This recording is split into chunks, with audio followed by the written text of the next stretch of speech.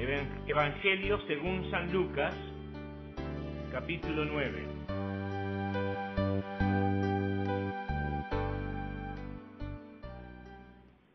Comenzando en el verso 27. Pero os digo en verdad que hay algunos de los que están aquí que no gustarán la muerte hasta que vean el reino de Dios. Aconteció como 8 días después de estas palabras que tomó a Pedro, a Juan y a Jacobo y subió al monte a orar. Y entre tanto que oraba, la apariencia de su rostro se hizo otra, y su vestido blanco y resplandeciente. Y he aquí 2 varones que hablaban con él, los cuales eran Moisés y Elías, quienes aparecieron rodeados de gloria y hablaban de su partida que iba Jesús a cumplir en Jerusalén. Y Pedro y los que estaban con él estaban rendidos de sueño, mas permaneciendo despiertos, vieron la gloria de Jesús y a los 2 varones que estaban con él. Y sucedió que apartándose ellos de él, Pedro dijo a Jesús: Maestro, bueno es para nosotros que estemos aquí, y hagamos 3 enramadas, una para ti, una para Moisés y una para Elías, no sabiendo lo que decía. Mientras él decía esto, vino una nube que los cubrió, y tuvieron temor al entrar en la nube. Y vino una voz desde la nube que decía: Este es mi Hijo amado, a él oíd. Y cuando cesó la voz, Jesús fue hallado solo, y ellos callaron. Por aquellos días no dijeron nada a nadie de lo que habían visto. No lo necesitan buscar, se los voy a leer con toda fidelidad. Estoy leyendo en Segunda de Pedro, capítulo 1, verso 16. Porque nos hemos dado a conocer el poder y la venida de nuestro Señor Jesucristo siguiendo fábulas artificiosas, sino como habiendo visto con nuestros propios ojos su majestad.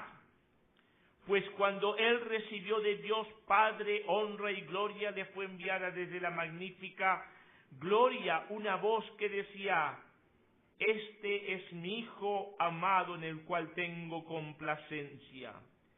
Y nosotros oímos esta voz enviada del cielo cuando estábamos con él en el Monte Santo. Oremos. Padre bendito, te damos gracias por esta oportunidad de leer tu palabra. Y Señor, te pedimos que tú nos enseñes y que el nombre del Señor sea glorificado. Padre, que el Espíritu nos dirija en estos momentos de considerar tu palabra.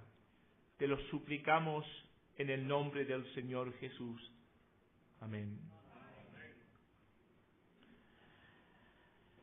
Hermanos, el problema de nuestra falta de crecimiento espiritual no está en que no sabemos hebreo o griego. El problema de la iglesia actual es la falta de visión de la persona bendita del Señor Jesucristo. Hemos leído en las palabras del apóstol Pedro: porque nos hemos dado a conocer el poder y la venida de nuestro Señor Jesucristo siguiendo fábulas artificiosas, sino como habiendo visto con nuestros propios ojos su majestad.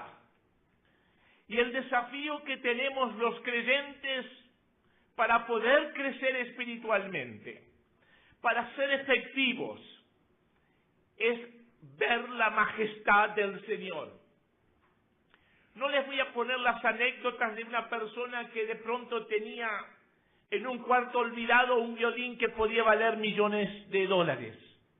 O que una piedra que pensaba que era un vidrio y era un diamante que costaría muchísimo. Ustedes han escuchado esas historias. Pero la tragedia de la cristiandad en el día de hoy es que hemos achicado, hemos disminuido, hemos puesto un decrecimiento en la persona de nuestro amado Señor y Salvador Jesucristo. Y Pedro dice, el apóstol, hemos visto su majestad. Hermanos, tú y yo no vamos a subir a ese monte en Israel. Y el Señor no va a repetir esa experiencia. Pero las palabras de Dios nos enseñan lo suficiente para que nos demos cuenta algo de su majestad. 8 días después, tomó a Pedro, a Juan y a Jacobo y subió al monte a orar. Si leemos en los otros evangelios, hay pequeños detalles aquí y allí. Quizás Mateo nos diga 6 días porque está comparando con otra frase en vez de 8 días. Y otro evangelio, quizás Marcos, nos dice a un monte alto. Y el Señor ha elegido a estos 3 discípulos para llevarlos a ese monte alto.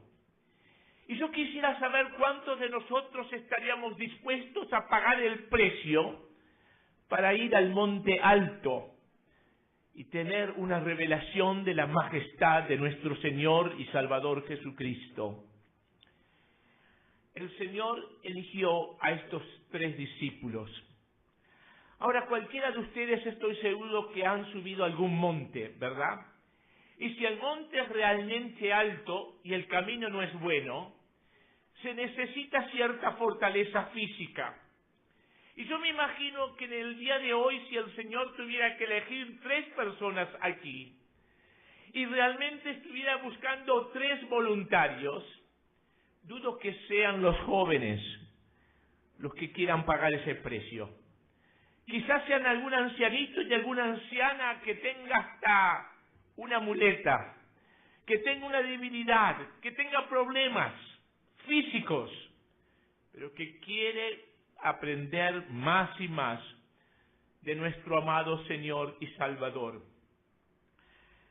Todos nosotros hemos visto pinturas maestras hechas por grandes pintores de la historia, tratando de imaginar cómo era la cara y el aspecto del Señor Jesús. Algunos los han hecho realmente obras muy interesantes, con demostración de paz y de amor en su rostro. Pero hermanos, tenemos que ir a algo más profundo que esto. Dice la palabra que los llevó al monte a orar, a un monte alto. Y yo me imagino a algunos de los discípulos diciendo al otro, Señor, ¿por qué no nos podemos quedar acá en la mitad del monte? ¿Por qué tenemos que seguir subiendo? Y llegan y empieza el Señor a orar. La vida del Señor, una vida de oración y dependencia completa con su Padre. Es interesante porque si leemos los otros evangelios, nos damos cuenta que los discípulos tienen un problema que todos nosotros los seres humanos tenemos, es la tendencia al sueño. Y Pedro, Juan y Jacobo, había una cosa que no tenían, era problemas para quedarse dormidos. Y fíjense en ustedes que el Señor los ha elegido a ellos. Ellos son los mejorcitos del grupo. Ellos son los más espirituales. Ellos son los líderes. Ellos son los que van a hacer historia. Y el Señor le dice, tengo un propósito muy especial. Y ahí están y empiezan a cabecear. Y si leemos cuidadosamente, daría la impresión que están en esa situación de que estamos nosotros a veces cuando nos viene ese enemigo que es el sueño, ¿verdad? Y que escuchamos, sí, pero no del todo, ¿verdad? Y que no estamos durmiendo, pero tampoco estamos completamente atentos. Y parecería que es en esta situación que los discípulos están, cuando de pronto, escuchan 2 voces distintas, porque ellos conocían la voz del Señor. Pero ahora escuchan 2 voces distintas que nunca jamás habían escuchado en un monte donde solamente había 4 personas. Estaban ellos 3 y claro que se conocían la voz de memoria, ¿verdad? conocían la voz del Señor. Pedro conocía la voz de Jacobo, Jacobo conocía la voz de Juan y la voz. Y escuchan estas dos voces. Y eso sí les llama la atención. Y despiertan o están ahora completamente despiertos. Y dice que entre tanto que el Señor Jesucristo oraba, fíjense, mientras oraba, la apariencia de su rostro se hizo otra. Ahora quiero que ustedes noten esto. La palabra dice que la apariencia de su rostro se hizo otra. Cambió la apariencia, pero no cambió el rostro. No sé si ustedes entienden eso. O sea que al Señor no le apareció una cara distinta. Cambió la apariencia. Cambió la apariencia de su rostro. Y su vestido se hizo blanco y resplandeciente. No es que apareció con un vestido distinto. Es ese vestido que usaba él todos los días. Ahora se hizo blanco y resplandeciente. Y si leemos los otros evangelios, especialmente el evangelio tan especial, el de Marcos, que me gusta tanto, Marcos le gusta comparar y dice, y era tan blanco como ningún lavador lo podría lavar. Y también el rostro se nos dice que era resplandeciente como el sol. Ahora fíjense ustedes, no dice que el rostro del Señor era el sol, dice que el rostro del Señor era resplandeciente como el sol. Ahora que yo sepa, en este planeta no hay nada que tenga una luz superior al sol, ¿verdad? No hay algo que emita más luz que el sol en nuestro planeta. Claro, si estuviéramos en otra galaxia y sabemos que hay estrellas que son más grandes que el sol y estuviéramos a una distancia más corta, probablemente podría haber más cantidad de luz si tuviéramos un equipo para medirlo. Pero el rostro del Señor Jesucristo se hizo resplandeciente como el sol. Y aquí dos varones que hablaban con él, y eran Moisés y Elías. Alguien ha dicho, esta persona se llama Baxter, es un australiano, la aparición de Moisés y Elías demuestra que hay vida después de la muerte. Moisés y Elías aparecen como individuos, no son fuerzas energéticas sin cuerpo.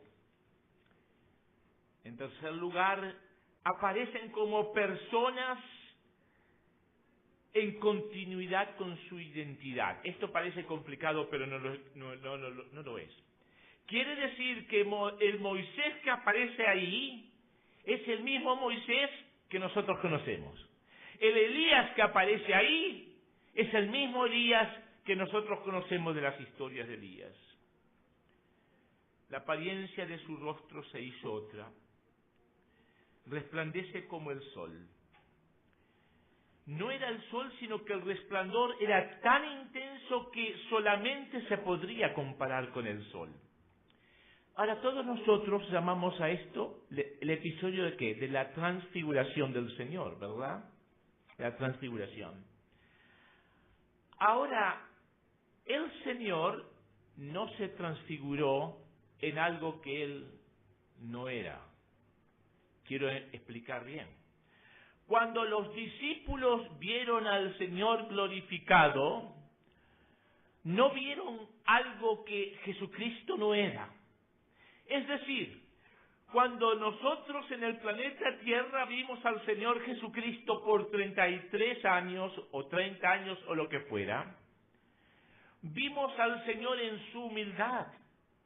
Pero desde la eternidad sin fin el Señor ha sido majestuoso, ha sido glorioso, su rostro ha sido brillante como el sol.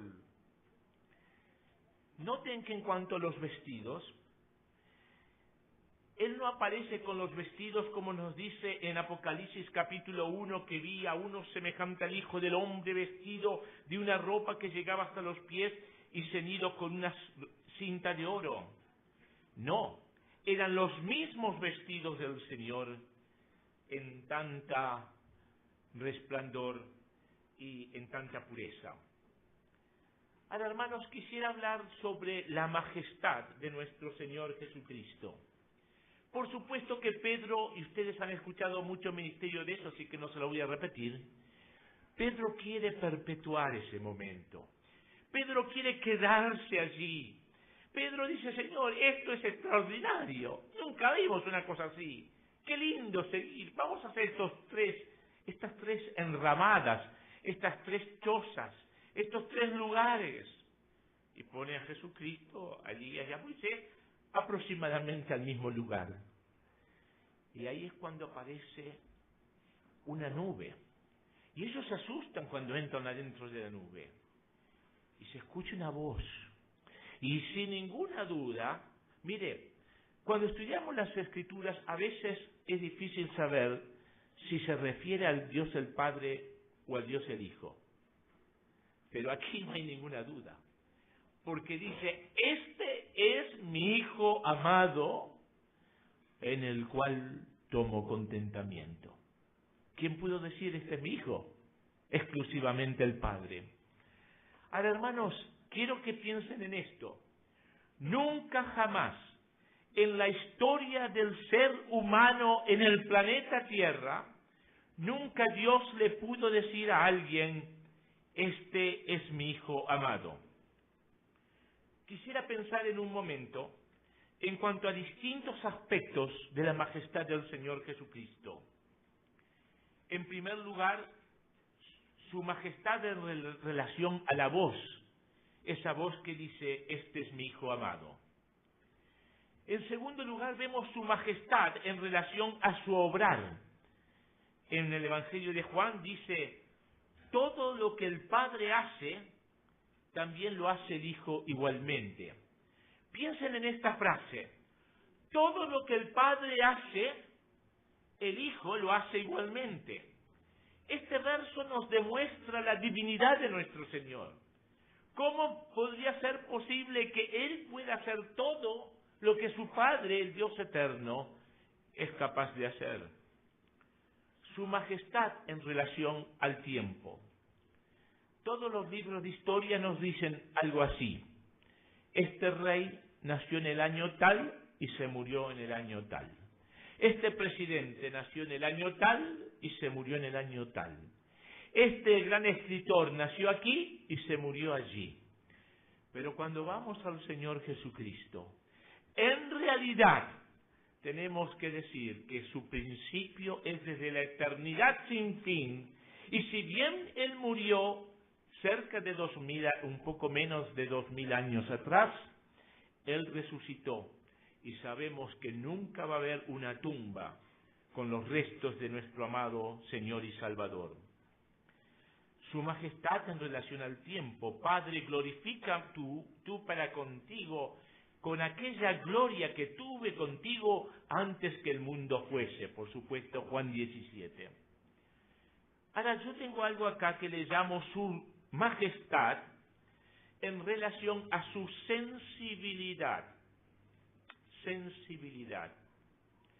Hasta me gustaría usar otro término, su hipersensibilidad.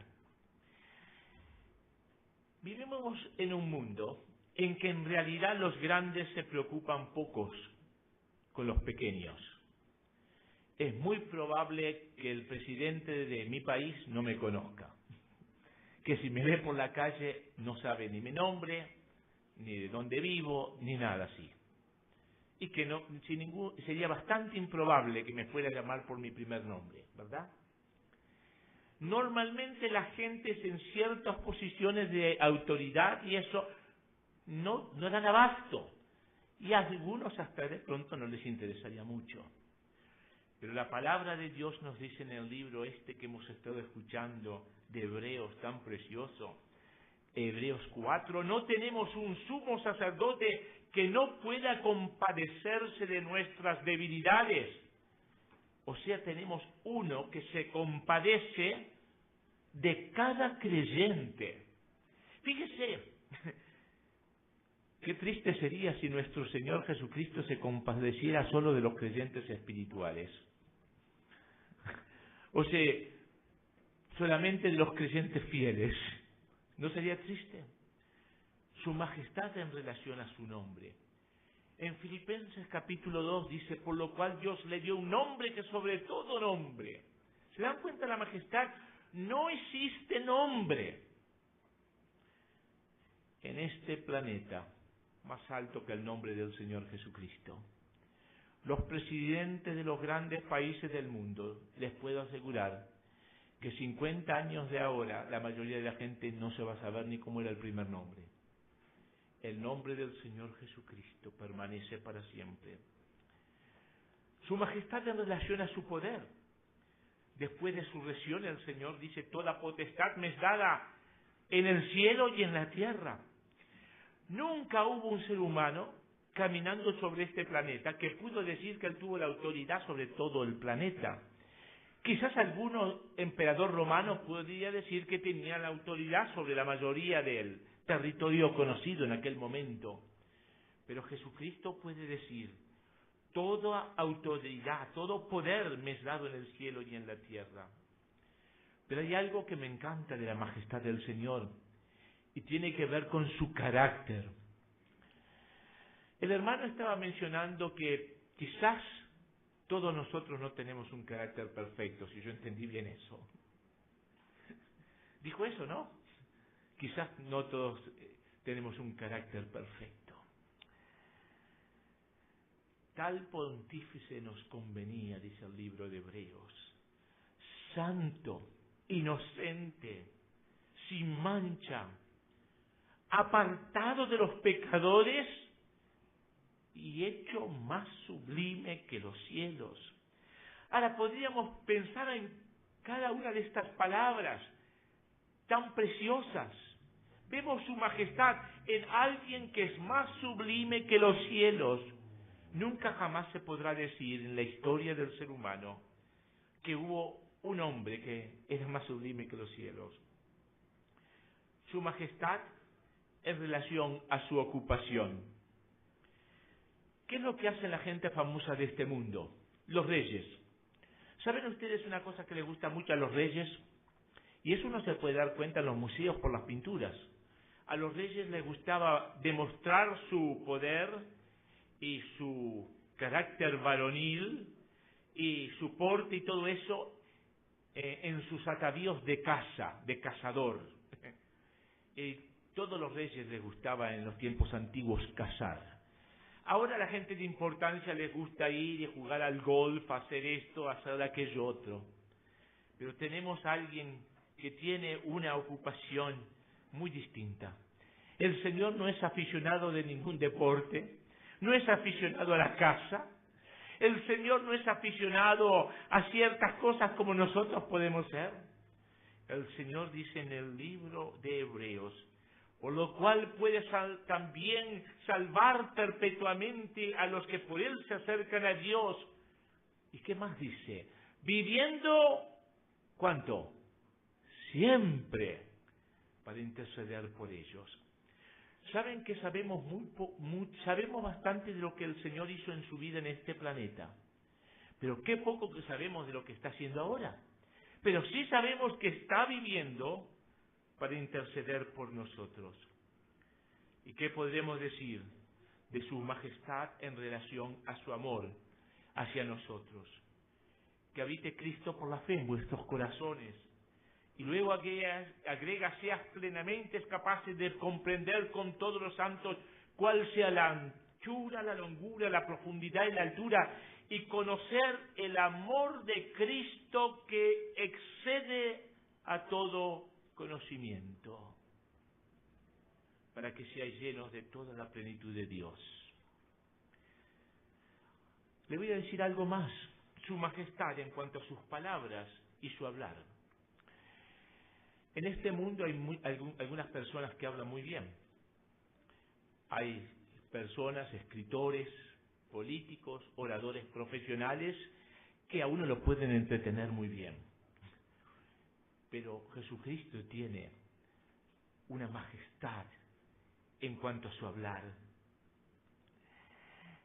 Fíjense en ustedes lo que sucede en el camino de Emaús. Los discípulos han estado con el Señor, y luego el Señor se va, y ellos dicen, ¿no ardía nuestro corazón en nosotros mientras nos hablaba en el camino y cuando nos abría las Escrituras? Cuando el Señor nos abre las Escrituras, cuando el Señor nos enseña, cuando nosotros estamos dependiendo de Él, de su Santo Espíritu, entonces nuestro corazón va a arder. Hermanos, nuestro cerebro puede arder y se pueden quemar los fusibles eléctricos. Pero si nuestro corazón arde, vamos a ser bendecidos por nuestro Señor. Pero yo quisiera ver otros aspectos del Señor en su majestad. Piensen, por ejemplo, en su compasión cuando estuvo en este mundo hacia los enfermos. Fíjense en su compasión hacia Lázaro. Cuando Lázaro ha muerto, el Señor va y pregunta, ¿dónde le pusiste? Y si le llevan y le muestran el lugar. Y el Evangelio de Juan nos dice, y lloró Jesús. Y Jesucristo llora de una manera real. No es un artista de teatro. La gente alrededor se da cuenta que ese llanto expresa un amor profundo. Y dice, mirad cuánto le amaba. Es como que dijeran, yo no sabía ni podía pensar que lo quería tanto. Su majestad en cuanto a su sabiduría. Y dice en Primera de Corintios, mas para los llamados así, judíos como griegos, Cristo, poder de Dios y sabiduría de Dios. Y hay algo que me gusta, y que lo llamo su majestad, en cuanto a un conocimiento directo. Es algo más del mismo concepto que estábamos expresando, un conocimiento directo. ¿Cuántos ministros en el gobierno te conocen a ti y sabes exactamente dónde vives y las cosas que te gustan? Si te gusta tomar café o té, ¿qué clase de té? Quizás no mucho, ¿verdad? Y el Señor Jesucristo dice, yo soy el buen pastor y conozco mis ovejas y las mías me conocen. El Señor me conoce. No solamente que me conoce, sino porque me puede conocer, porque la jefatura de policía, por supuesto, conoce bastante de mí probablemente, a lo menos sabe mi número de identidad, dónde nací, el color de los ojos, cuánto peso, dónde he trabajado, probablemente saben todo eso, pero el Señor se interesa y Él dice, yo conozco a mis ovejas. Y su majestad en relación a la gloria de su Padre. Ahora, Padre, glorifícame tú para contigo con aquella gloria que tuve antes que el mundo fuese. En la voluntad del Señor, mañana estaremos celebrando la cena del Señor. Hermanos, no estamos celebrando a un héroe crucificado y que ahí se acabó todo. Estamos celebrando a nuestro Salvador que murió en la cruz, que resucitó y que hoy tiene un nombre que es sobre todo nombre. Que el Señor bendiga su palabra.